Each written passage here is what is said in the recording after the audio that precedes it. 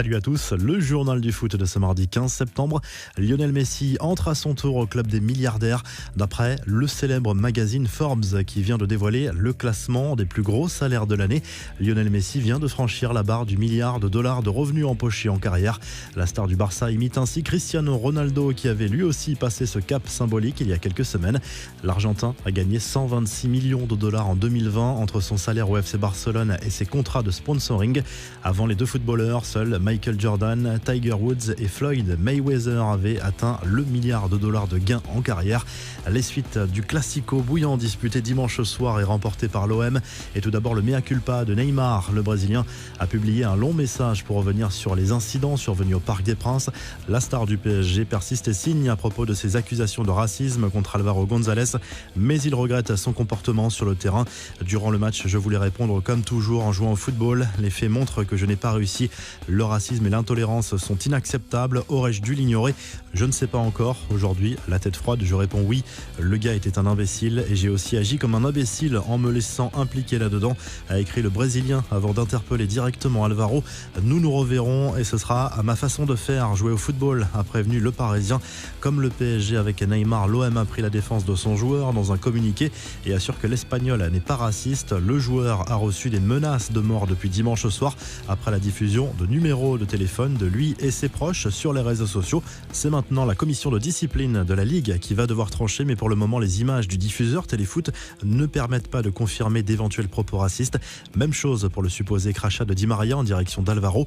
En revanche, beIN Sport Arabique détient des images exclusives de l'altercation grâce à l'utilisation d'une caméra isolée de Neymar tout au long de la rencontre. Sur le premier accrochage, en première période, Álvaro apparaît de face, ce qui pourrait permettre de décrypter ses propos avec un spécialiste de la lecture sur les lèvres. Sur l'action de la fin de match, en revanche, l'Espagnol apparaît de dos. On y voit tout de même un Neymar choqué par ce qu'il vient d'entendre. Une chose est sûre, Dimitri Payet, lui, n'est pas décidé à faire redescendre la pression. Sur les réseaux sociaux, le Marseillais a publié un photomontage avec les joueurs de l'OM et André Villas-Boas à la place des rappeurs marseillais du morceau Bande Organisée.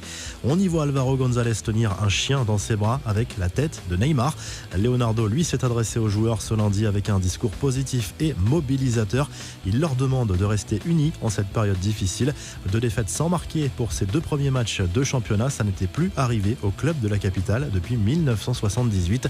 Les infos et rumeurs du mercato, Memphis Depay au Barça, ça brûle. Selon le quotidien néerlandais de Télégraphe, le club catalan est tout proche d'un accord définitif avec l'Olympique Lyonnais. Le transfert pourrait même être annoncé cette semaine. Lyon devrait récupérer 25 millions d'euros et réaliser une plus-value de 9 millions par rapport au prix d'achat de 2017 à Manchester United. Au rayon des départs, Arturo Vidal prépare ses valises pour Milan. Un accord est en passe d'être trouvé entre le FC Barcelone et l'Inter pour le transfert de l'international chilien qui ne devrait coûter que 500 000 euros au club italien. Et du côté du Real Madrid, Gareth Bale a visiblement changé d'avis pour son avenir.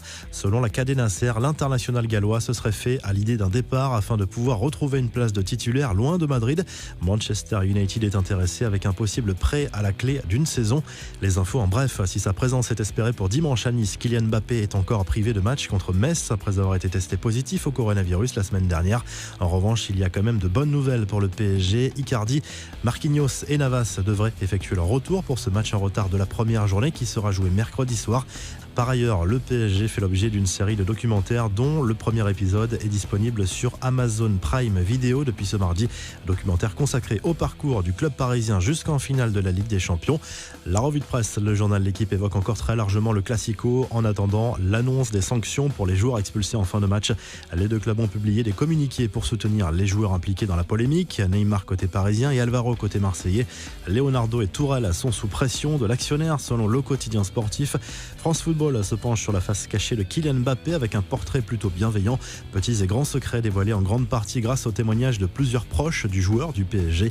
En Espagne, le quotidien Sport se penche sur le dossier Lautaro Martinez, un dossier qui se complique de l'aveu même du journal catalan, en partie en raison de la concurrence du Real et de City, mais aussi à cause de l'inflexibilité de l'Inter Milan sur le prix de l'attaquant argentin.